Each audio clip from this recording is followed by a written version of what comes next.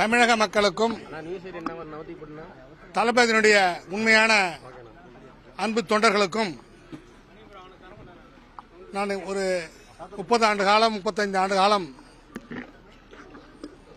புரட்சித்தலைவர் எம்ஜிஆர் புரட்சித்தலைவர் அம்மா அவர்களுடைய கீழ் பணியாற்றி அரியலூர் மாவட்ட கழக செயலாளராகவும் தமிழ்நாடு மாநில தலைமை கூட்டுறவு வங்கி தலைவராகவும் கவிதா ராஜேந்திரன் என்கின்ற நான் பணியாற்றினேன்.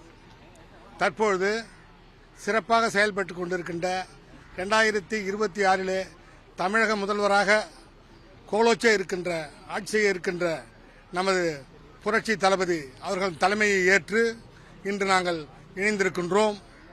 அதோடு இல்லை, மக்கள் விரோத ஆட்சி செயல்படும் திமுக ஆட்சியை அகற்றவும் எதேச்சதியாக செயல்படும் எடப்பாடி பழனிசாமியினுடைய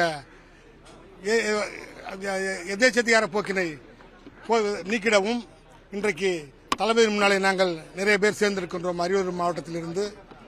அதனாலே நிச்சயமாக தளபதி முதல்வராவார்.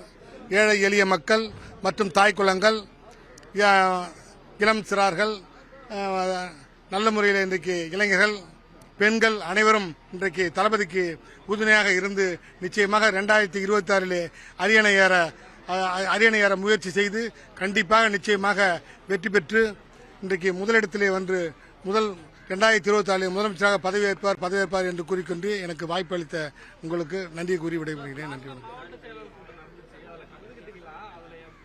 இல்லையே, நான் இன்றைக்கு தான் கட்சியில் சேர்ந்திருக்கேன். கலந்துருக்கேன். நான் கருத்தை தெரிவித்தேன். ஓபிஎஸ் கருத்து கிடைச்சி இதே போல அவங்க கேட்டிருந்தாங்க. இதே போல இதில் சேரலாம் என்னன்னு சொல்லிட்டு அப்போ 90% பேர் தாவேக்காவில் தான் சேரணும், தளபதியோட தான் சேரணும்னு சொல்லிட்டு ஒரு முடிவு எடுத்து தான் வந்தாங்க. அதில் மைக்கில் நானும் பேசினேன். அப்போ அந்த இதில் பேசி நான் தான் ஃபர்ஸ்ட் ஆரம்பித்தேன். அப்புறமேல நான் காலம் தாழ்த்த காரணத்தாலே நான் திரும்ப இப்போ நானே இங்கே சேர்ந்துட்டேன். அது அதான் அப்படிதான் எங்களுக்கு ஒரு தகவல் வருது. அப்படி தகவல் வருகின்ற பொழுது அதை எங்களால் ஏற்றுக்கொள்ள முடியவில்லை.